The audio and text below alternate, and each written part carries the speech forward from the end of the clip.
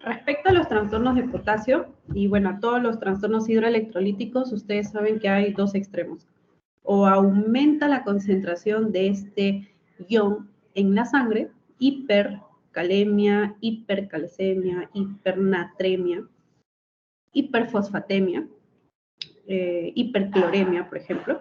O el otro extremo es que disminuya su cantidad en sangre. Hipocalemia, hiponatremia, hipocalcemia, hipofosfatemia, etc.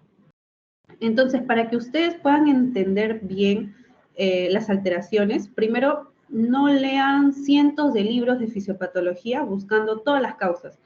Hipocalemia es por este listado de 100 etiologías o de 100 causas que me van a producir este trastorno hidroelectrolítico. No hagan eso porque se van a marear. ¿Y cuántos trastornos son? Hiponatremia, hipernatremia, hipocalemia, hipercalemia, son aprox 10 trastornos hidroelectrolíticos, cada uno con sus diferentes causas. Entonces, si ustedes manejan un listado y lo memorizan, no van a entender nada y en el examen van a estar, pero en una nebulosa.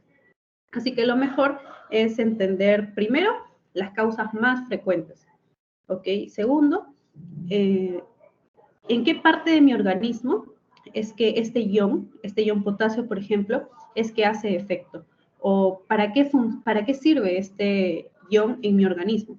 Si ustedes entienden eso, alrededor de donde esté actuando el potasio, ahí va a estar la alteración. Y van a ver si esa alteración va a producir que haya más potasio en la sangre o menos potasio en la sangre. Entonces, vamos a comenzar de esta manera. Siempre comiencen estos trastornos por la ingesta, ¿ok? Si ustedes tienen una ingesta disminuida del potasio, obviamente eso me puede producir hipocalemia. Pero ¿cuánta es la ingesta normal del potasio? De 50 a 150 miliequivalentes por litro. Obviamente sería una ingesta menor a esa cantidad. ¿Qué cosas disminuyen la ingesta del potasio? La anorexia nerviosa, que es un trastorno de la alimentación. Ustedes van a ver en el curso de nutrición más adelante que hay trastornos de la alimentación y uno de ellos es la anorexia nerviosa. Está también la famosa bulimia. La anorexia, a diferencia de la bulimia, es cuando la persona se restringe o evita consumir alimentos. A diferencia de la bulimia, que es cuando una persona consume muchos alimentos, pero como quiere bajar de peso, luego estos los purga, los elimina. ¿Ok? Bien. Entonces, anorexia nerviosa es más privación. Luego está, por ejemplo, esto, que es el ayuno prolongado, ¿no? Las personas que por alguna razón hacen estas dietas de tipo ayuno prolongado, están sin comer un día y medio, por alguna razón que ustedes como estudiantes de medicina saben que no se debe hacer.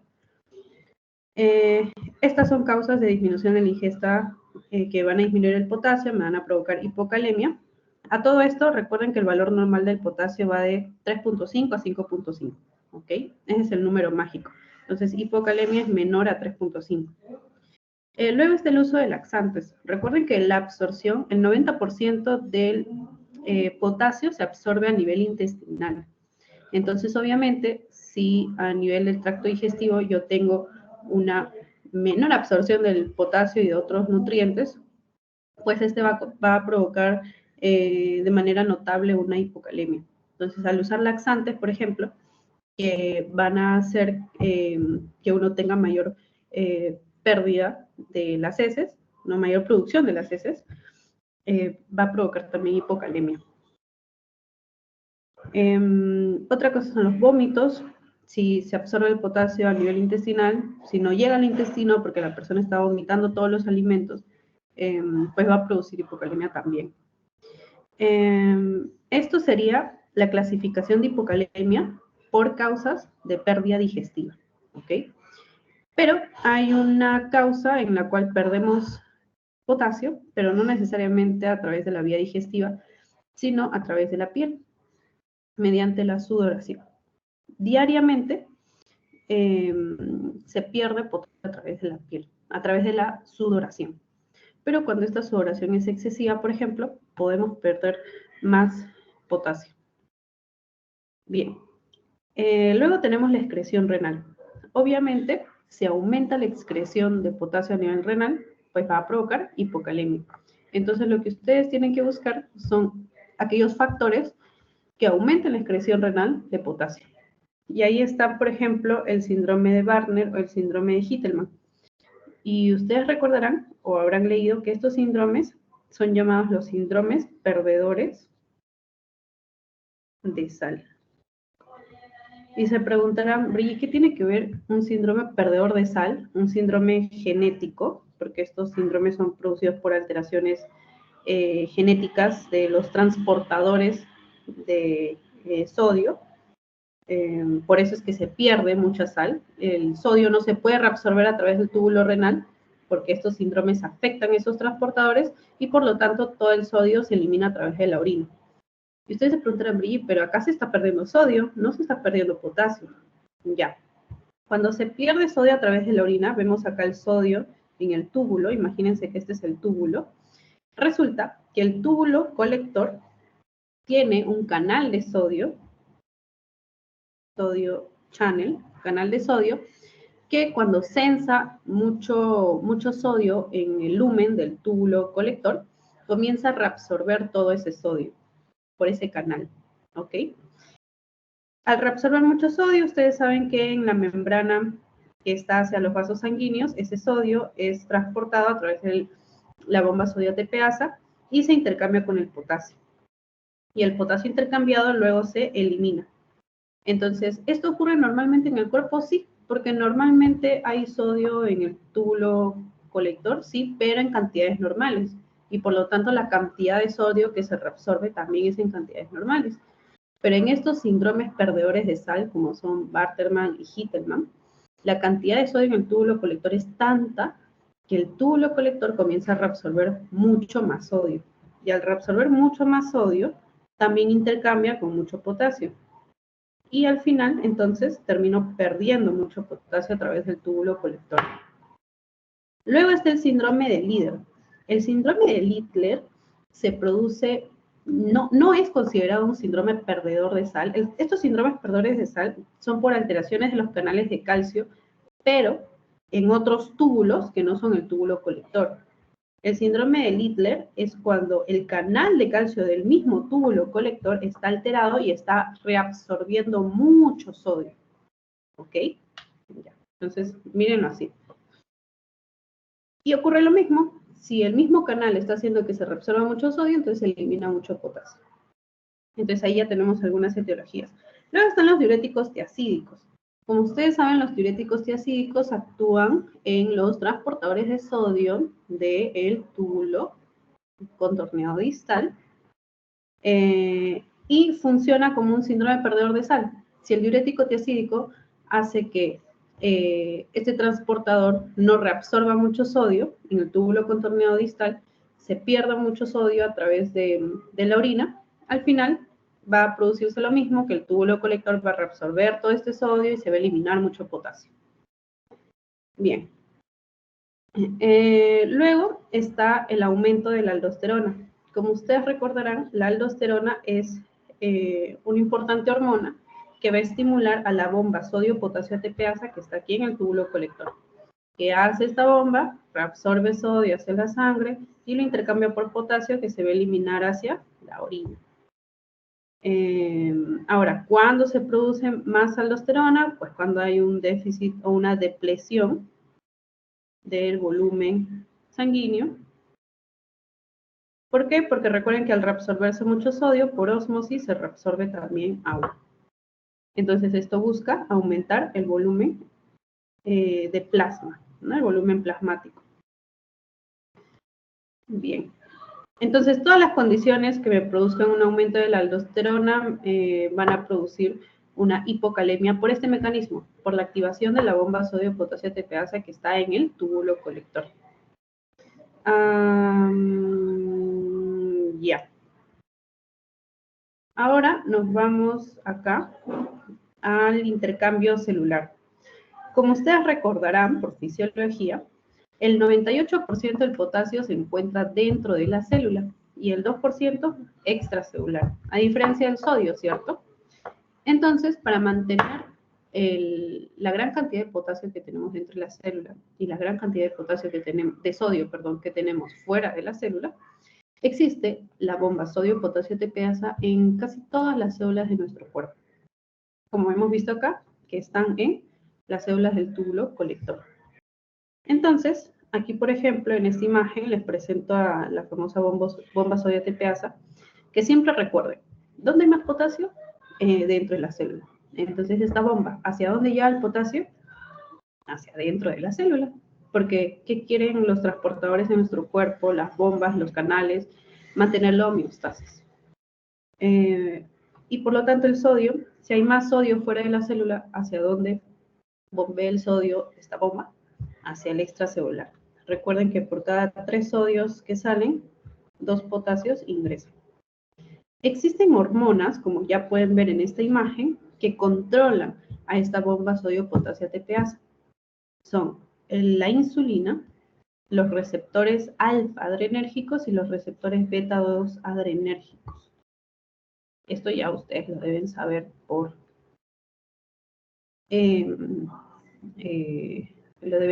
farmacología. ¿Qué es lo que ustedes deben recordar acá? El receptor de insulina, insulina me indica que hay presencia de glucosa, ¿no? Y yo necesito la glucosa para la glucólisis y para la producción de ATP y todo eso, ya. Entonces, cuando hay insulina, quiere decir que estoy aumentando el metabolismo, la cisterna energética de mi célula. Entonces la insulina activa la bomba sodio TPasa, al igual que lo hacen los beta 2, los agonistas beta 2, ¿no? Los agonistas beta 2 se unen acá a su receptor beta 2 adrenérgico. A diferencia de los alfa adrenérgicos que inhiben a la bomba sodio TPasa. Entonces, si tienes agonistas adrenérgicos como por ejemplo el salbutamol o por ejemplo la epinefrina, si un paciente tiene pues una gran descarga de epinefrina o una gran cantidad de salbutamol o fármacos agonistas beta 2, en su cuerpo, por mucha activación de esta bomba, se produce, por lo tanto, hipocalemia. Igual, si un paciente, por ejemplo, que es diabético, ustedes saben que la diabetes mellitus, hablemos de la diabetes mellitus tipo 1, por ejemplo. En la diabetes mellitus tipo 1, ustedes saben que el páncreas de estos adolescentes, especialmente niños adolescentes, no produce insulina. Como no produce insulina, ¿qué es lo que hacen los doctores? ¿Qué es lo que le dan como tratamiento? Insulina exógena. Como el cuerpo no produce, pues lo suplementamos, ¿cierto? Es un tipo de suplemento. Entonces, si esta insulina exógena se administra de manera exagerada o no adecuada, pues esta insulina va a estimular mucho a los receptores de insulina, valga la redundancia, y como ustedes saben, esto activa la bomba y se genera un gran ingreso de potasio, o sea, hay menos potasio en la sangre porque hay más dentro de la célula y eso se llama hipocalemia. Bien. El síndrome de hiperalimentación, una persona que, por ejemplo, ha estado en inanición, o sea, no ha comido por varios días, incluso semanas, y luego tiene una hiperalimentación, una gran descarga de glucosa en sangre, pues producirá un aumento exagerado de insulina, y esta insulina lo puede llevar al otro extremo, que sería la hipocalemia. Luego está la alcalosis metabólica. Como ustedes saben, en una alcalosis, la cantidad de hidrogeniones, de iones hidrogeniones en sangre, está baja. Recordarán que estos trastornos de acidosis y alcalosis es por variación de los iones hidrogeniones. Así como hablamos que hipocalemia es cuando hay menos potasio, hipercalemia cuando hay más potasio en sangre, igual. Alcalosis, acidosis son los extremos de el aumento y descenso de los iones hidrogeniones en sangre, de su concentración en sangre. Y la concentración de iones hidrogeniones en sangre se mide como un logaritmo llamado pH, porque recuerden que la cantidad de iones hidrogeniones en sangre es inmensa. O sea, estamos hablando de miles de iones hidrogeniones en nuestra sangre. Entonces, no es como el potasio o el sodio que podemos decir, ya, pues hay 3.5 mil equivalentes por litro. O en el caso del sodio, hay 135 mil equivalentes por litro. No, en el caso de los iones hidrogeniones no se puede usar esa medida porque son demasiados. Entonces, ahí lo que se hace es aplicar un logaritmo, una fórmula y sale el pH, ¿no? El pH de 7, así, ¿ya? Entonces, esa era una breve introducción a qué es el pH y los trastornos. Alcalosis, ustedes saben que es cuando esta concentración de iones hidrogeniones está muy baja, y acidosis cuando esta concentración está muy alta. Es como decir hiper. Pero el pH, como es el logaritmo, es la inversa, ¿cierto? Si tengo un pH de 5, eso me indica que hay muchos iones hidrogeniones. Y cuando hay muchos iones hidrogeniones, como tienen carga positiva, eso es acidosis. ¿Ya? Bien. Recuerden que en nuestro cuerpo, para regular la cantidad de estos iones hidrogeniones o regular la carga de iones hidrogeniones, el principal buffer, o uno de los principales buffers, es el bicarbonato. Porque el bicarbonato con su carga negativa, pues neutraliza la carga positiva de los iones hidrogeniones. ¿Por qué les hacía esta introducción? Porque acidosis y alcalosis metabólica van a producir cambios en el potasio. Y de hecho, eso es lo que más preguntan en el ENAM, en los hospitales. Porque si al toque tu paciente tiene un trastorno en el potasio, tú le puedes dar algo para aliviarlo. Y este algo simplemente es una alteración del pH. Y recuerdo mucho que me lo preguntaron en mi rotación de medicina 2. Por ejemplo, acá miren.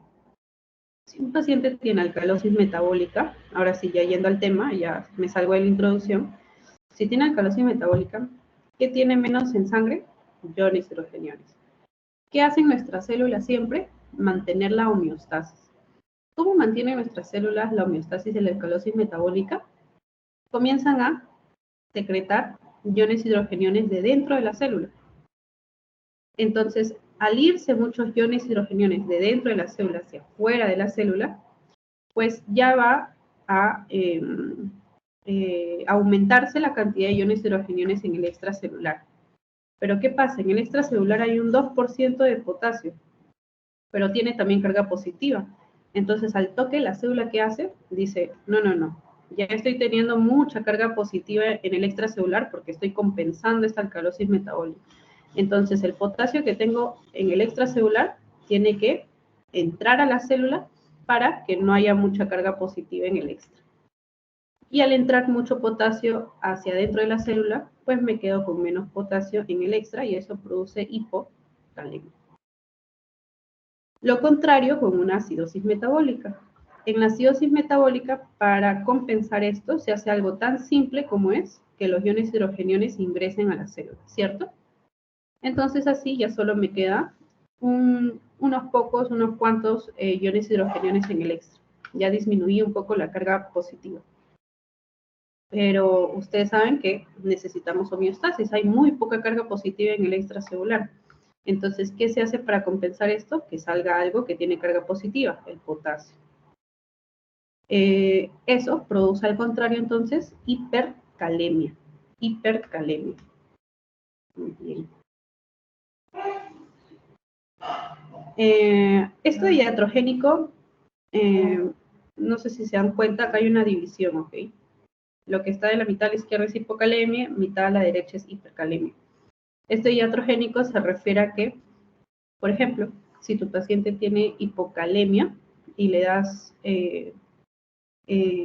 potasio, si mal no recuerdo, citrato de potasio, no recuerdo el nombre, pero bueno, hay algunos fármacos, medicamentos que tienen potasio, entonces si a tu paciente le falta potasio, pues le das potasio, ¿no? O sea, le administras potasio exógeno, algo así. Entonces, ¿por qué acá menciona que una causa de una etiología de hipercalemia es la hipercalemia iatrogénica? Esto se refiere a que cuando los doctores, o cuando algunos doctores, administran potasio exógeno a un paciente que tiene hipocalemia, ¿no? Para solucionarlo rápidamente, pero resulta que la cantidad que le han dado es demasiado. Entonces, como sobrepasa lo que necesita de potasio, ya no le está llevando a una normocalemia, sino le está llevando más allá, a una hipercalemia. Eso sería una hipercalemia iatrogénica, ¿no? Por administración de potasio exógeno al querer normalizar una hipocalemia. Bien, entonces espero que todo esto de hipocalemia se haya entendido. Vamos a seguir con hipercalemia. Hipercalemia, potasio más de 5.5. ¿Por qué se puede producir si hablamos de ingesta? Por la ingesta de jugos, por ejemplo, jugos de plátano, y por la ingesta de suplementos, como les mencionaba, hay medicamentos, hay fórmulas que se les da a los pacientes y que son ricas en potasio.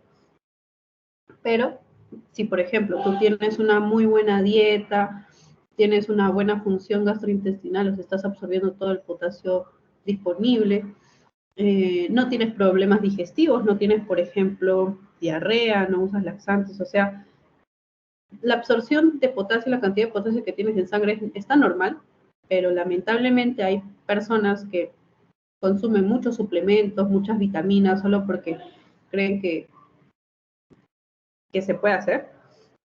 Esto puede llevar al extremo de tener una hipercalemia. Lo mismo ocurre con las vitaminas, ¿no? Como les decía, hay muchas personas que dicen, ay, voy a tomar mi vitamina C, mi vitamina D, porque claro, hace bien, y venden en pastillas, no en las farmacias. Pero si algún día enseño medicina 1, por ahí se los puedo decir, pero un adelanto es que consumir muchas de estas vitaminas, por ejemplo, puede llevar a las personas a formar cálculos, y lamentablemente no lo saben y ya lo dejan de consumir cuando van al hospital porque tienen el dolor horrible que genera los cálculos. Entonces hay que tener mucho cuidado con los suplementos, con las vitaminas. Si tu cuerpo está bien, consumes bien tus alimentos o consumes, ¿no?, de manera balanceada, los alimentos no necesitan vitaminas. Tu cuerpo ya produce lo necesario, ¿no? Bien. Ay, no. Un momento. Ya. Eso era por parte de la ingesta, pero luego está lo de la excreción renal. Si para hipocalemia la excreción renal de potasio está aumentada, porque si yo pierdo más potasio a través de la orina, entonces me quedo con menos en sangre, hipocalemia. En el caso de una hipercalemia, si yo pierdo menos potasio, o sea, mi excreción renal de potasio está disminuida, pues me guardo mucho potasio en sangre, ¿no? Hipercalemia. Entonces, ¿qué condiciones me producen una disminución de la excreción renal de potasio? Los fármacos diuréticos ahorradores de potasio, como son la amilorida. Estos fármacos, si mal no recuerdo, corríjame si me equivoco, actúan en el túbulo conector, en estos canales de potasio que están en el túbulo colector. Otra etiología de disminución de excreción renal es que tenga muy poca aldosterona, ¿no? Lo contrario que vimos en hipocalemia. La aldosterona estimula la bomba sodio-potasio TPasa, más sodio a la sangre, más potasio hacia adentro de la célula. Pero como estamos hablando de túbulo renal, el potasio de la célula se va a la orina. Entonces acá, si no tengo aldosterona, pues no hay potasio que se vaya a la orina, se guarda la sangre, hipercalemia. A esta condición en la cual hay menos aldosterona en sangre se llama hipoaldosteronismo. ¿Y qué me puede producir un hipoaldosteronismo? Ya, eso sí, lo pueden leer en un libro y sacar ahí su lista enorme. Los YECAS, los ARA2, si mal no recuerdo, espironolactona, por ejemplo, o corríjame si me equivoco, eran antagonistas, si mal no recuerdo. Los YECA, los inhibidores de la enzima convertidora de angiotensina, todos los que tengan que ver con el sistema renina-angiotensina-aldosterona, que los bloqueen, o sea, que disminuyan la producción de aldosterona, o que disminuyan el efecto de la aldosterona en sus receptores, se considera hipoaldosteronismo y no va a producir la activación de la bomba CDTPase. O por ejemplo, yendo más allá de la aldosterona, si no se produce la renina, pues no se va a producir ni la angiotensina, menos la aldosterona por la glándula suprarrenal, ¿cierto? Entonces, ¿qué condiciones me producen hiporreninemia? Los AINES, increíblemente, los antiinflamatorios no esteroideos producen hiporrenemia y inhibidores de renina, porque su mismo nombre lo dice, disminuyen la renina. Esto, un ejemplo es el alisquireno. Y lo que les comentaba de los ahorradores de potasio, ¿no? Bien. Otras etiologías de hipercalemia, ya ahora sí nos vamos a lo de intercambio celular. Y vamos a ver lo mismo, vamos a ver quiénes actúan sobre la bomba sódico tepeasa en todas las células, pero el efecto contrario, ¿no? Quienes acá inactivan la bomba y por lo tanto el potasio no ingresa a las células, sino el potasio se queda en el extracelular, o sea, hipercalemia. ¿Quiénes están acá? Los agonistas alfa-adrenérgicos. Ahora, por otra parte, si los beta-2 adrenérgicos estimulan a la bomba, ¿quiénes lo inhibirían? Lo contrario, ¿no? Los beta-2 antagonistas o los simpaticolíticos, ¿no? Los beta-2 antagonistas. Los simpaticolíticos disminuyen la actividad de estas bombas y por lo tanto hipercalemia. Ya. Cuando hay una disminución de la insulina, si hay una disminución de la insulina, no se activa este receptor. Si no se activa este receptor, no hay quien estimule la bomba. También hipercalemia porque el potasio se queda fuera. ¿En qué situaciones hay una gran deficiencia de insulina? En las complicaciones de la diabetes. Creo que esto todavía no les he enseñado, pero les voy adelantando. Como ustedes saben, la diabetes es un estado de hiperglicemia en sangre. ¿No? Es cuando la glucosa en sangre está muy aumentada y, como sabemos, la insulina es la que regula la glucosa en sangre. La diabetes tipo 1 se produce porque el páncreas no produce insulina y por lo tanto condiciona a la persona a tener hiperglicemia y el tratamiento es administrar la insulina exógena. ¿Qué tipos de insulina hay? Lo van a aprender más adelante. Pero la diabetes mellitus tipo 2 se produce por resistencia, ¿no? O sea, sí hubo insulina, hubo mucha insulina en un periodo de tiempo, pero el receptor se volvió resistente a la actividad de la insulina, o sea, ya no respondía a la insulina. Y por lo tanto, como ya no responde, ya no es sensible, ya es resistente, pues la glucosa no ingresa a la célula. Esta diabetes mellitus tipo 2 resulta que, como ya luego de un tiempo hubo mucha insulina, pero el receptor no respondió, llega un momento en el que el páncreas se rinde. Dice, si ya produje mucha insulina, pero no responde, ya voy a dejar de producir. Entonces ya en la etapa, no sé si eso es lo final, pero ya en una etapa posterior de la diabetes mellitus tipo 2, ya se deja de producir insulina. Entonces, en esta etapa en la que se deja de producir insulina, se ven las complicaciones de la diabetes, que son la cetoacidosis diabética, que es cuando, como hay muy poca insulina en sangre, el cuerpo comienza a buscar otras fuentes de energía. ¿Y qué otras fuentes de energía tenemos en el cuerpo aparte de la glucosa? Tenemos a los ácidos grasos, ¿no? Tenemos a los adipocitos con sus ácidos grasos. Como ustedes saben por bioquímica, cuando los ácidos grasos se degradan, producen los cuerpos cetónicos. Estos cuerpos cetónicos, como recordarán de su clase de ácido base, le dan a la sangre un aumento de la acidez, ¿no? Del pH, producen acidosis metabólica. Bien, entonces los cuerpos cetónicos producen acidosis metabólica, disminuyen el bicarbonato, por ejemplo. Disminuyen también el pH va a ser menor a 7.3. En conclusión, ¿qué hay en estos casos? Déficit de insulina y una complicación de la diabetes. Otra complicación es el estado hiperosmótico hiperosmolar. El estado hiperosmótico hiperosmolar, para adelantarles así brevemente, se produce cuando la cantidad de glucosa en sangre es exagerada. Es mayor a 600 miligramos por decilitro. Imagínense, nosotros solo podemos tener hasta 100 miligramos por decilitro de glucosa. normal, basal, en ayunas.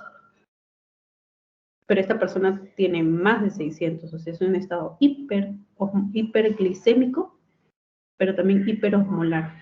Porque como ustedes saben, la glucosa aumenta la osmolaridad. La glucosa es un soluto osmóticamente activo. Como les voy a enseñar más adelante, cuando una molécula está en la sangre y esa molécula atrae agua, o sea, jala mucha agua, se llama soluto osmóticamente activo.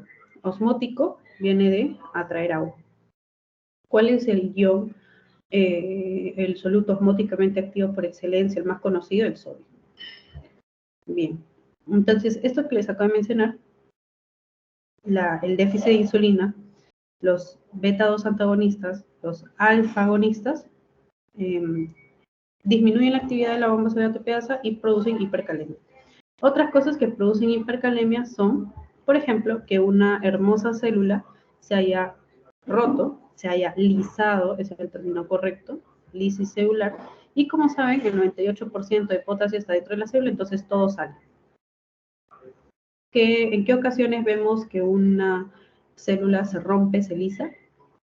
La rhabdomiólisis, por ejemplo, la lisis de células musculares estriadas. Rhabdo significa célula estriada, mio, músculo. ¿Qué células musculares de nuestro cuerpo son estriadas? Estriadas esqueléticas específicamente, los músculos esqueléticos, ¿no? Esqueléticos. Bien. Entonces, una persona, por ejemplo, que hace mucho ejercicio, una persona que tiene algún desgarro muscular, tiene rhabdomiólisis y por esto podemos encontrar un aumento del potasio en sangre, porque todo el potasio sale de su célula. Hemólisis, como ustedes saben, la anemia hemolítica, los eritrocitos también tienen potasio dentro de ellos, entonces todo sale hipercalemia. Los tumores tienen, como ustedes saben, una proliferación descontrolada, ellos mismos producen sus proteínas, ellos mismos buscan que haya más vasos sanguíneos alrededor de ellos para nutrirse, pero estas células, por tener una proliferación descontrolada, pues sus componentes no son, digamos, los mejores. Entonces son siempre predisponentes a romperse, a alisarse. Entonces es común que las células tumorales, las células de un cáncer, por ejemplo, se comiencen a romper, se comiencen a alisar y comience a eliminar todo el potasio que tiene dentro de esta célula. Y ese momento en el cual hay mucha lisis de las células tumorales se conoce como síndrome de lisis tumoral. Lo van a ver mucho en medicina 1. Y un fármaco especial que inhibe la actividad de las bombas sodio-ATPase en los cardiomiocitos son los digitálicos. Bien, entonces, habiendo dicho esto, ¿quién me puede decir cuál es la siguiente pregunta? ¿Cuál de las siguientes es la causa menos probable de hipocalemia?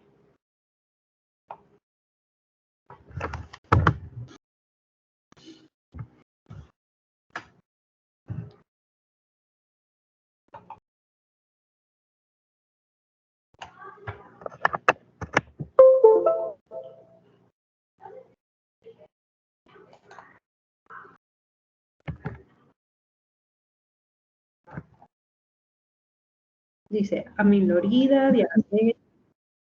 ¿Sí? Amilorida.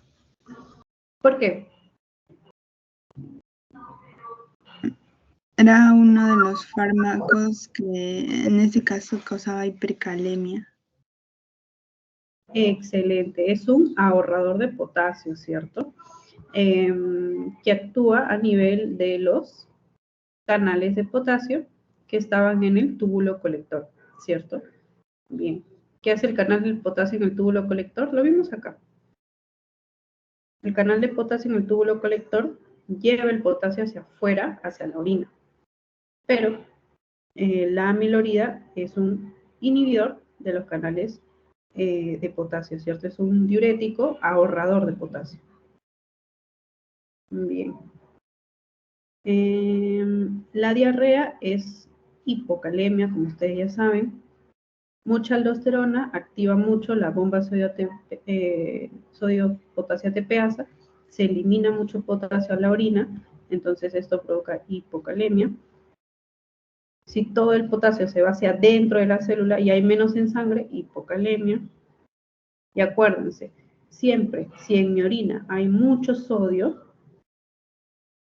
cuando llega este sodio al túbulo colector, al toque el túbulo colector comienza a interiorizar, porque recuerden que nuestro cuerpo siempre busca la homeostasis, comienza a interiorizar todo el sodio, buscando la homeostasis, pero al interiorizar mucho sodio se activa la bomba sodio ATPasa para llevar todo el sodio hacia la sangre, pero esta bomba elimina el potasio, ¿no? Y luego el potasio se va a eliminar mucho hacia la orina. Entonces, estos diuréticos tiacídicos, estos síndromes perdedores de sal y el síndrome de Lidl, en el cual este canal de sodio está reabsorbiendo mucho sodio, todos estos tienen en común que hay mucho sodio, o bueno, a excepción del síndrome de Lidl, hay mucho sodio en orina y por lo tanto hay mucha eliminación de potasio. Y el síndrome de Lidl igual, hay mucha reabsorción de sodio, mucha eliminación de potasio. Entonces esto es hipocalemia. Bien, ahora acá. ¿Cuál de los siguientes tiene más probabilidades de tener hipercalemia?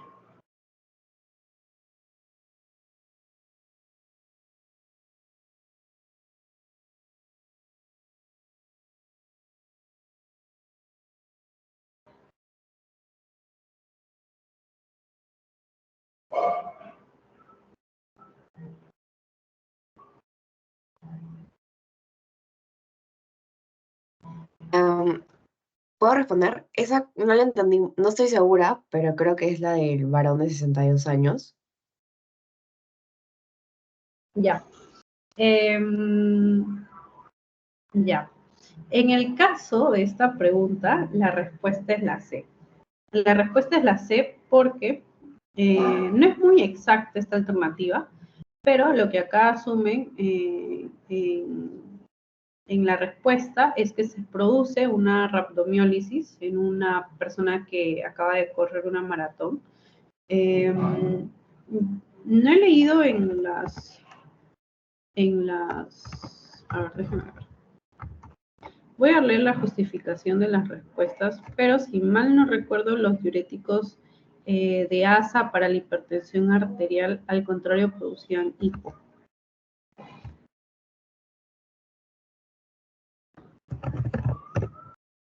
Denme un momento.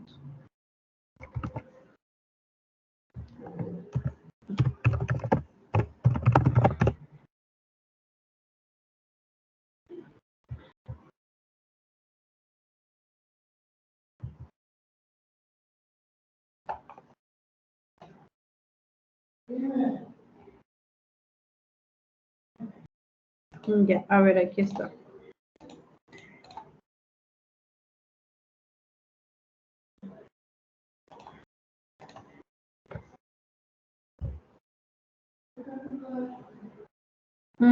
Ya. Es incorrecto porque los diuréticos de ASA, como la furosemida, provocan la diuresis de sodio y potasio, lo que puede causar hipocalemia. ¿Qué es lo que les comentaba de cuando se pierde mucho sodio en orina? ¿No? Si ustedes recordarán, los diuréticos de ASA son los que pierden sodio, potasio, cloro también. Y estaría acá. Estaría junto con los diuréticos tiacídicos, los síndromes de Bartter-Hintermann, que son perdedores de sal. Entonces, otro que también produce pérdida de sodio a través de la orina, serían los diuréticos de ASA, ¿no? Por eso es. Les explico de nuevo por si no quedó claro. Si hay mucho sodio, a ver acá.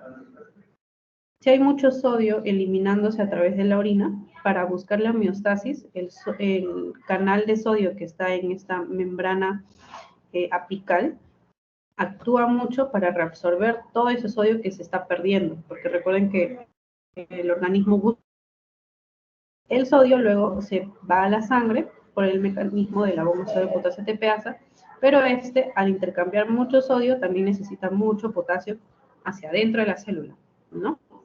Es como un préstamo. Entonces luego, este potasio que está dentro de la célula sale a través del canal de potasio que está en la membrana hacia la orina. Entonces esto quiere decir que si yo absorbo mucho sodio, al final voy a tener mucha eliminación, mucha secreción de potasio.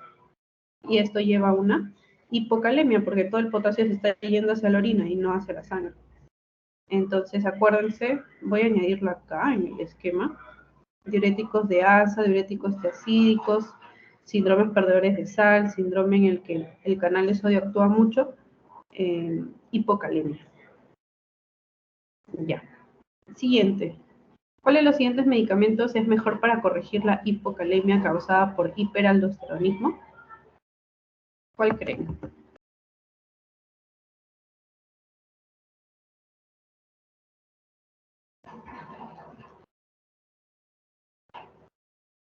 La espironolactona.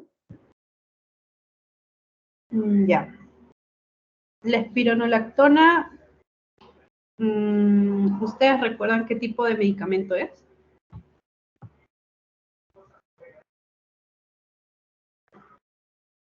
Es un horror de Un potasio. antagonista. Ajá. Antagonista de... El receptor de mineralocorticoide. Entonces es un horror de potasio. Exacto, es un ahorrador de potasio. Entonces, ya, es un ahorrador de potasio. Y acá la pregunta dice para corregir la hipocalemia por el hiperaldosteronismo. Pero usaríamos yeca mejor, ¿no? ¿La? Sí, Puede ser, para sí, que no haya menos aldosterona. exacto. Acá lo que necesitamos es que haya algo que disminuya la cantidad, o sea, directamente que actúe sobre la aldosterona, ¿cierto? Ya. A ver, ¿cómo les explico? La cuestión es que con los YECAs, a ver, lo que inhibimos son los receptores, perdón, la cuestión es que con los YECAs lo que inhibimos es la conversión, ¿cierto?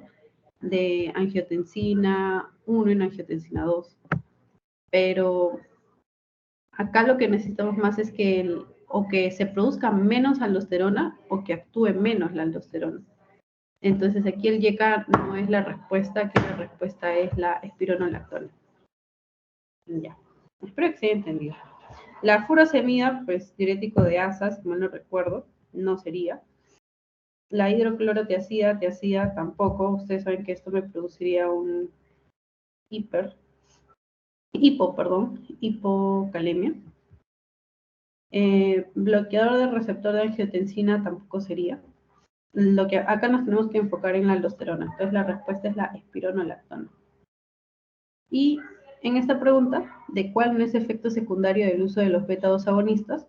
Es una pregunta que me vino en un banqueo tipo ENAM, creo, de hace unas horas. Estaba participando de un concurso y me parece interesante colocarlo acá en esta presentación. Dicen, no es un efecto del uso de beta-2 agonistas. Como ustedes saben, los beta-2 agonistas actúan sobre la bomba sodio ATPasa, aumentando su acción, su efecto, por lo tanto hay más potasio dentro de la célula. Entonces produce hipocalemia y no hiper. Bien, chicos, espero que el esquema les sirva, las preguntas también. No tengo más preguntas, lamentablemente, pero ahora nos vamos con sodio. Nuevamente los extremos, hiponatremia es menos de 135 equivalentes por litro, hipernatremia más de 145 equivalentes por litro. Siempre en estos trastornos van a encontrar clasificación de leve, moderada, severa. No se preocupen si a la primera no lo pueden memorizar bien. Bueno, es lo que me pasa a mí porque no tengo una excelente memoria. Lo van a aprender en el curso de sus rotaciones en el hospital. De tanto repetir los niveles de sodio, potasio y calcio, se les va a quedar grabado. Así que no se preocupen si leyéndolo 1000 veces no se les queda en la cabeza como nos pasa mucho con mala memoria. Lo más importante es que ustedes sepan las causas. Dentro de hiponatremia, a ver, para que me entiendan, Como ustedes saben, el sodio es un soluto osmóticamente activo, o sea, atrae agua. Pero existen sustancias que no necesariamente son solutos osmóticamente activos y que cuando se encuentran en la sangre interfieren con la cantidad de sodio que hay. Por ejemplo, aquí, si yo tengo muchas proteínas o muchos triglicéridos en la sangre, aparentemente hay más sustancias en sangre que el sodio. Entonces, si hay más sustancias en sangre que el sodio, pareciera que hay menos sodio, o sea, pareciera hiponatremia. Pero en realidad no es que haya menos sodio, sino que hay más de otros componentes, como son los triglicéridos y las proteínas. Entonces, en este caso se produce una hiponatremia falsa, o sea, una pseudo hiponatremia. Luego está la hiponatremia hiperosmolar. Ah, ya, esperen. Esta hiponatremia o esta pseudohiponatremia se llama normotónica o normosmolar. ¿Por qué? Porque recuerden que los triglicéridos y las proteínas son sustancias o son solutos no osmóticamente activos. O sea, los triglicéridos no atraen agua a la sangre. Las proteínas, cuando están en sangre, no atraen agua. Entonces, como no son solutos osmóticamente activos, no atraen más agua, por más triglicéridos más que tengas, por más proteínas que tengas, no van a aumentar la osmolaridad. ¿Qué es la osmolaridad? La osmolaridad es eso que yo les comentaba, la cantidad de solutos osmóticamente activos que hay en la sangre. ¿Y cuál es el principal soluto osmóticamente activo? El sodio. Por eso es que el sodio está en la fórmula de osmolaridad. Ya, los triglicéridos no están en la fórmula, las proteínas no están en la fórmula. Entonces, en ese caso, como no cambia la osmolaridad, se llama hiponatremia normotónica o normosmolar. Tonicidad, osmolaridad lo toman como términos similares. Luego está la hiperosmolar o hipertónica.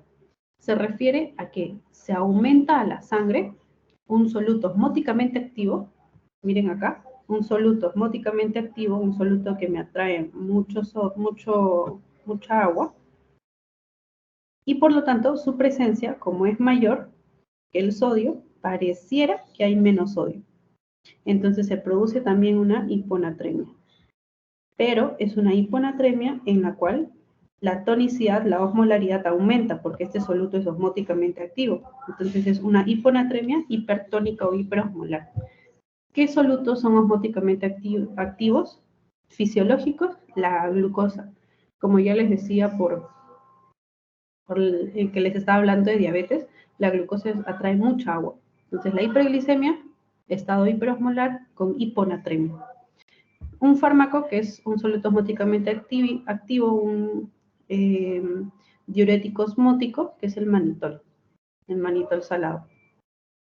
Bien, hay algunas fórmulas que les van a enseñar más adelante y que para el ENAM sí o sí lo van a tener que ver porque tiene que ver con el tratamiento. Se los comento para que lo sepan, pero no se preocupen si no lo pueden aprender, no va a venir en su examen. Se dice en los libros que por cada 1000 miligramos de triglicéridos, el sodio se debe considerar más 1.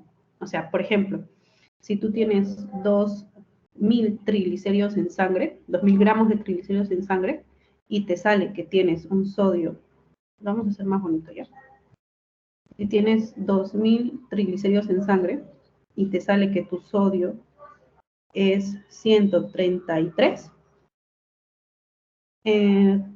¿cuánto ha aumentado los triglicéridos? Ojo, ¿cuánto ha aumentado los triglicéridos? Pongamos que lo normal es 1000 gramos. La verdad no sé lo normal de triglicéridos en sangre.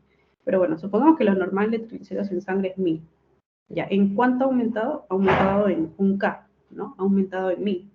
Entonces, por cada 1000 gramos que aumenta, el sodio se debería corregir un 1000 equivalente. O sea, el sodio en realidad no es 133.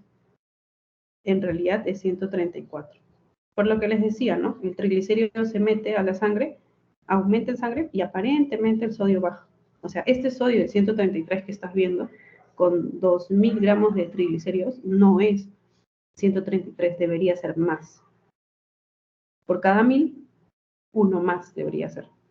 Y son fórmulas para corregir el sodio. Pero cuando estamos hablando de glucosa, por cada 100 gramos que aumenta la glucosa, se debe corregir 2.4 mil equivalentes por litro. Ya casi. Recuerden que el tope de glucosa normal en sangre es de 100, entonces si por ejemplo tu paciente tiene 300 miligramos de glucosa, un paciente diabético por ejemplo, y ves que su sodio está en 130, no te asustes, porque no es que esté en una hiponatremia. Vamos a ver cuál es lo real de sodio. Pues acá, ¿cuánto ha aumentado? 200. Por cada 100 miligramos de glucosa, allá. Ha aumentado 200 miligramos. Ahí, entonces son 2 veces 100. Ha aumentado 2 veces 100. Entonces, el valor de la glucosa no es 130, sino que es 2 veces más 2 veces 2.4. 4.8. ¿En cuánto está? En 134.8.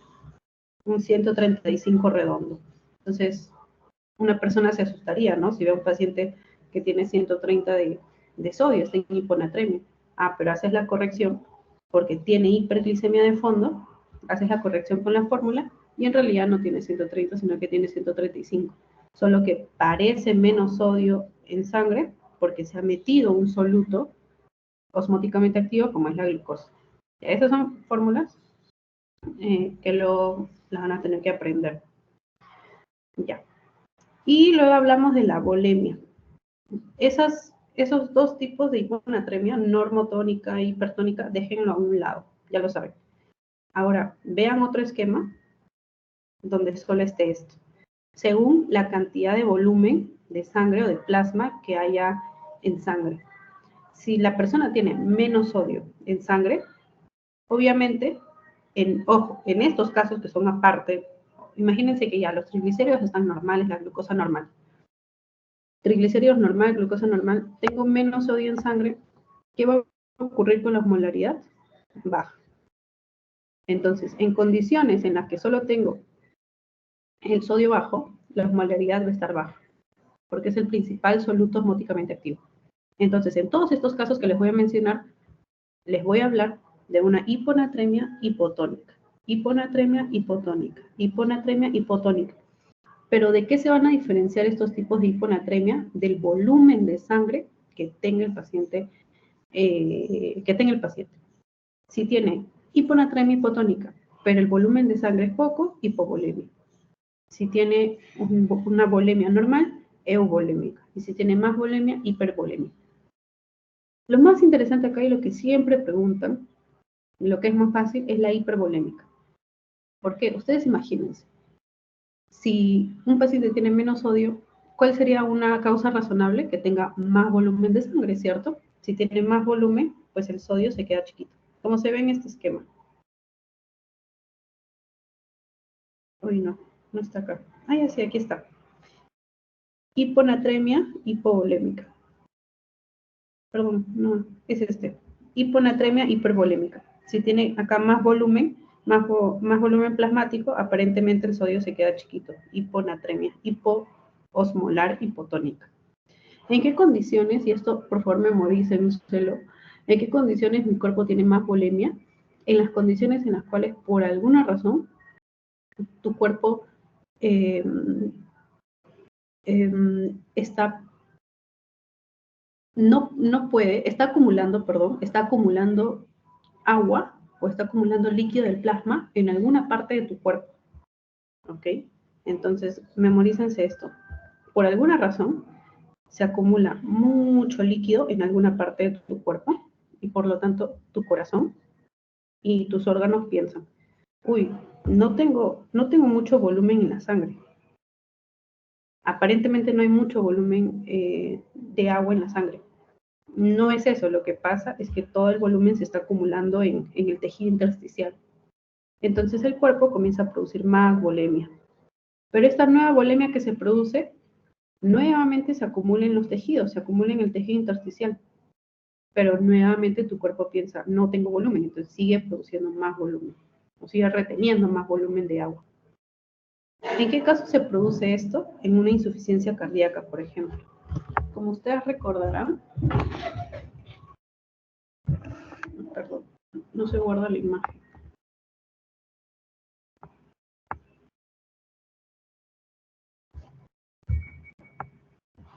Un momento, chicos, no se guarda la imagen. ¿Alguien me puede decir si está viendo la diapositiva con la imagen?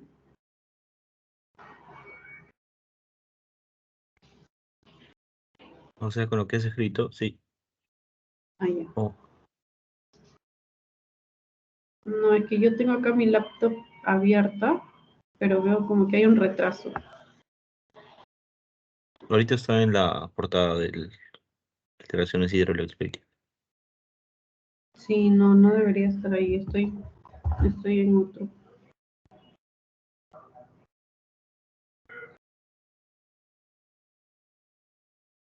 Ya. Bueno, no voy a hacer más garabatos, pero lean lo que está ahí. ¿En qué condiciones mi cuerpo comienza a acumular agua en otros tejidos que no sea la sangre? Y mi mente piensa, ah, ya, no tengo sangre en el plasma, no tengo agua, líquido en el plasma, tengo que acumular o tengo que reabsorber más líquido. Pero todo este líquido que se reabsorbe, nuevamente, ¿a dónde va? A los tejidos intersticiales. ¿Ok? ¿En qué situaciones? Insuficiencia cardíaca. Si no pasa sangre de mi corazón a la aorta, no pasa bien la sangre, no circula bien a través del corazón, todo se retiene, se congestiona el hígado, se congestionan las venas yugulares, la aorta no tiene sangre, no le llega sangre a mis tejidos, entonces, ¿qué voy a hacer? Con el sistema renina-angiotensina-aldosterona, con la hormona antidiurética, voy a retener mucha agua en los riñones. Y al retener más agua, tengo más volemia. Pero esta volemia nuevamente se va a quedar congestionado detrás del corazón. Otra condición es la cirrosis, en la cual todo se queda congestionado en el sistema porta. La insuficiencia renal, el síndrome nefrótico, como ustedes saben, también hay un aumento en la reabsorción de agua y también edema, una acumulación de líquido en el tejido, en la piel, bajo la piel, hay edema. Entonces, acuérdense siempre, hipervolemia tiene que ver con enfermedades que acumulen líquido en otra parte de mi cuerpo que no sea el plasma y por lo tanto pareciera que no tengo plasma y comienzo a retener más líquido y eso baja el sodio en sangre. Bien, creo que me explayé mucho con esta explicación, pero bueno. Luego está hiponatremia hipotónica hipovolémica, ok, váyanse a la izquierda. Hipovolémica quiere decir que por alguna razón tu cuerpo está perdiendo líquido y con ese líquido que se pierde sodio. ¿Por qué órganos puedo perder líquido? Por los riñones. Entonces, si yo tengo más sodio en orina, tengo una concentración de sodio urinario mayor a 20.000 equivalentes por litro, quiere decir que el riñón tiene la culpa de que esté perdiendo mucho volumen y por lo tanto mucho sodio. ¿En qué casos ocurre eso? Uso de fármacos, como leen ahí, diuréticos, tiacidas. La tiacida es el más hiponatrémico, por si viene en su pregunta de examen. No son los de ASA, yo también pensaba que eran los de ASA. Déficit de mineralocorticoides, por ejemplo, ¿no? Déficit de aldosterona, o sea, no reabsorbo el sodio, por lo tanto, lo elimino. Pérdida renal. Diuresis osmótica, ¿no? Los fármacos diuréticos osmóticos, en general, todo lo que haga que mi riñón pierda mucho sodio, me puede producir una hiponatremia hipotónica, hipovolémica, porque el sodio jala agua. Pero no solo pierdo sodio a través de los riñones, también puedo perder sodio a través de otros órganos, como puede ser a través del tracto gastrointestinal, a través de vómitos, a través de la diarrea, a través de quemaduras, a través de traumatismos. Cuando yo tengo una pérdida de sodio a través de órganos que no sean el riñón, ¿cómo va a estar el sodio en la orina? Si no estoy perdiendo sodio por la orina, pues el sodio en orina va a estar bajito, menos de 20.000 equivalentes por litro. Hiponatremia hipotónica euvolémica. Quiere decir que el plasma en sangre se mantiene en cantidades relativamente normales. Y ahí está, por ejemplo, el síndrome de secreción inapropiado de ADH. Está la polidipsia, o sea, que una persona aumente la ingesta de agua, ¿no? El consumo de líquidos, no varía mucho la cantidad de plasma, ¿no? Por consumir, no sé, 2, 3 litros de agua, que es lo normal que uno debe consumir al día. Si les preguntan en un examen, lo normal que una persona debe consumir de líquidos al día es 2.5 a 3 litros por día. ¿Ya? Eso no varía mucho la volemia. No voy a estar hipervolémico por eso, no. Luego la insuficiencia adrenal, el hipotiroidismo severo. Ustedes saben que hipotiroidismo es un estado hipometabólico, pero no produce hipovolemia, hipervolemia, es euvolémica. Consumo excesivo de líquidos sin electrolitos, perdón, como es una cerveza, no produce mucha hipervolemia. Por lo tanto, todo esto es euvolémico. Lo que más preguntan acá es el síndrome de secreción inapropiada de ADH, antidiurética. No produce mucha alteración de la volemia. Y bueno, acá les he dejado un dibujito para que lo puedan entender. Aquí, por ejemplo, se ve que es isotónico cuando se agrega algo de color verde, que es los triglicéridos, que es la proteína, pero no altera la osmolaridad, ¿no? En cambio es hipertónico cuando estos solutos, esto que se pinta acá de color oscuro, vendría a ser un soluto osmóticamente activo como la glucosa y por lo tanto sí aumenta la osmolaridad, no es hipertónico. Y dentro de los hipotónicos, o sea, solo menos sodio y por lo tanto sí o sí hay hiponatremia, se dividen de acuerdo a la volemia, hipo, hiper o euvolémica. Bien, saliendo de los trastornos de hiponatremia, vamos a ir con la hiper, que es en realidad un poco más sencillo. Hipernatremia se clasifica solo según la volemia. O sea, hay hipernatremia hipervolémica, más sodio, más volumen. Hay más sodio, normal volumen. Y hay más sodio, menos volumen. ¿Cuál es lo más lógico? Lo más lógico es este. Que como tengo menos agua en el plasma, tengo más sodio, ¿cierto? Porque se perdió agua. Y por lo tanto, lo que está más concentrado ahí es el sodio. ¿En qué ocasiones tengo solo pérdida de líquido y que se guarde mucho sodio? Sudoración copiosa, diarrea infantil, uso de diuréticos, pero diuréticos que solo me pierdan agua. Diuréticos osmóticos, diuréticos de asa, que puede liberar más agua que sodio, porque recuerden que los de asa no solo eliminan sodio, eliminan potasio y cloro, si mal no recuerdo. Llega a perder menos sodio que agua. Está el manitol, la glucosa, urea, aumento de ADH.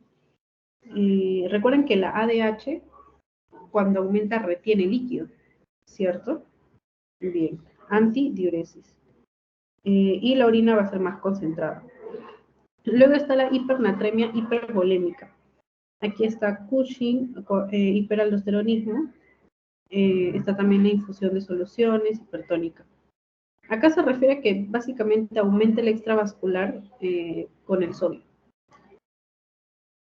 Por ejemplo, si a una persona le administras cloruro de sodio, ¿no? Cloruro de sodio endovenoso, esto se administra a los pacientes hospitalizados, ¿no? Pero si se administra mal, cosa que no lo he visto, si se administra mal, en un caso, o sea, le administras mucho cloruro de sodio, mucho líquido que trae este suero, provocaría una hipervolemia porque es más volumen que le estás dando, pero como también tiene sodio, entonces sería hipernatremia.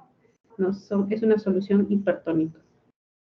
Claro, porque recuerden que este suero de cloruro de sodio está en concentraciones, ¿no? Hay del 9%, 10% y así. Si es una concentración muy alta de sodio, pues obviamente te va a dar hipernatremia. Y luego la euvolémica se produce solo porque pierdes líquido, pero esta pérdida no es tan notoria. Por ejemplo, la diabetes insípida. Y acá te explico un poco qué es la diabetes insípida, insuficiente acción de la ADH. No actúa mucho la ADH. Y por lo tanto no se retiene líquido. Como no se retiene líquido, se elimina más líquido en la orina. Y si hay glucosa, pues esta glucosa prácticamente no le da mucha, no se ve en mucha concentración porque hay también mucho líquido. Por eso es insípida. Bien. Ya, espero que se haya entendido hasta ahí la clasificación. Si tienen alguna pregunta me la pueden hacer. Y ahora vamos con la clasificación de la clínica. Siempre cuando ustedes vean hipo e hipernatremia, tienen que ver si es un evento agudo o si es un evento crónico. O sea, si han pasado menos o más de 48 horas. Agudo, en menos de 48 horas, lo que ustedes van a ver es lo siguiente. Si esta es la célula, si hay poco sodio en el extracelular, lo que va a ocurrir es que el agua que está aquí, como hay muy poco sodio en el extracelular, el agua se va a ir hacia el intracelular. ¿Por qué? Porque si hay menos agua en el extra, pues eso va a hacer que aparentemente aumente el sodio, ¿cierto? Porque recuerden que si yo tengo, por ejemplo, aquí sodio en el extracelular y tengo mucha agua, aparentemente hay menos sodio. Pero si yo saco un poquito de agua, ya tengo un poquito, relativamente más de sodio. Entonces eso pasa, todo el agua, o mucha agua, del plasma se va hacia el intracelular. Esto especialmente afecta a las células del cerebro, las neuronas, y a las células gliales, produciendo hinchazón cerebral. Y ustedes saben, por una de las primeras clases de fisiopato, que cuando hay hinchazón cerebral, pues el cerebro no tiene hacia dónde más escapar porque la calota es dura, el cráneo es duro. Por lo tanto, el cerebro comienza a escaparse por otros orificios donde no debería. Y a eso se conoce como herniación cerebral. Y cuando hay una herniación cerebral, cuando hay crecimiento del tejido cerebral, ustedes saben que aumenta la presión intracraneana. Y como ustedes saben, el aumento de la presión intracraneana genera síntomas. Los primeros síntomas del aumento de la PIC son náuseas, vómitos, y ya unos síntomas un poco tardíos son los de la triada de Cushing, ¿cierto? Bien. Luego está la hiponatremia crónica. En la hiponatremia crónica, ¿qué pasa? Ya la célula ha realizado algo más para compensar esta disminución del sodio. O sea, la misma célula puede comenzar a producir y a secretar solutos hacia la sangre. Pero estos solutos, pues no es que aparezcan de la noche a la mañana. O sea, esto no es de un evento agudo. Agudo es que al toque yo interiorice agua. O sea, eso se puede hacer rápido por la célula a través de transportadores de agua, las acuapolinas. Pero crónico ya da tiempo. Cuando han pasado más de 48 horas, ya da tiempo a que la célula sintetice solutos y los solutos osmóticamente activos y aumente la tonicidad en la sangre, ¿no? Puede incluso el poco sodio que esté dentro de la célula lo puede secretar hacia el extracelular. Y esto, como ustedes saben, si hay sodio, soluto osmóticamente activo que salga de la neurona, pues la neurona va a terminar sin agua, porque un soluto osmóticamente activo a la vez que sale de la célula, jala agua. Entonces la neuronita, la pobre neuronita va a terminar deshidratada. Y esto va a producir un déficit cognitivo leve, inestabilidad de la marcha, bueno, otros síntomas que seguro han visto por ahí en algunos libros. Luego está la aquí. Ya, creo que sí lo están viendo. Hiponatremia hipovolémica. Como pueden ver ahí, si es hipovolemia y también es hiponatremia, ¿qué síntomas tengo? Síntomas de deshidratación. Luego, hiponatremia hipervolémica, ¿qué síntomas tengo? Síntomas de congestión o síntomas propios de la enfermedad subyacente. Por ejemplo, si es un paciente con insuficiencia cardíaca, si es un paciente con una valvulopatía y está produciendo una insuficiencia cardíaca congestiva, ¿qué voy a tener? Un aumento del S3, una ingurgitación yugular, voy a tener edema, ascitis, hepatomegalia, todos los signos de congestión. Derrames, ascitis. Y si es euvolémica, pues no voy a tener ni signos de hipovolemia ni hipervolemia. ¿Okay? Bien. Luego, como ven un poquito más a la derecha, se ve hipernatremia aguda, igual, menos de 48 horas. Pero ¿qué pasa aquí? Si es hipernatremia, tengo mucho sodio en el extracelular. Entonces, al toque, la célula comienza a secretar mucha agua. Y a la célula secretar mucha agua, pues se deshidrata. ¿Por qué secreta mucha agua? Porque si hay mucho sodio en el extracelular en la sangre, y si yo le sumo agua, pues aparentemente va a disminuir el sodio. Eso es algo agudo. Acuérdense, agudo, transporte del agua resuelve todo. ¿Hacia dónde se transporta el agua? Hacia donde hay más sodio. Por eso es que si yo tengo hiponatremia, poco sodio en el extracelular, el agua no se va hacia el extracelular, sino se va hacia el intracelular. Y acá, por ejemplo, hipernatremia. ¿Hacia dónde se ve el agua? Hacia donde hay más sodio, para que haya un poquito menos de sodio aparentemente. Entonces, si el agua sale de la célula para irse al extracelular y compensar la hipernatremia, la célula se queda deshidratada. Bien, tengo células deshidratadas, tengo mucosa seca, salivación disminuida, confusión, irritabilidad, alteración mental, convulsiones, incluso puede llegar al coma. Luego, hipernatremia crónica me da tiempo para hacer algo más, a que la célula se adapte. ¿Qué se produce acá? Que aumentan solutos osmóticamente activos, pero dentro de la célula. ¿Ok? Bien, o sea, dentro de la célula hay más solutos osmóticamente activos a comparación del extracelular. Y eso reduce los síntomas. Bien. Acerca del sodio, la verdad no tengo preguntas. Me hubiese gustado traerles, pero no he encontrado. Y espero que este esquema les ayude a resolver sus preguntas de clase.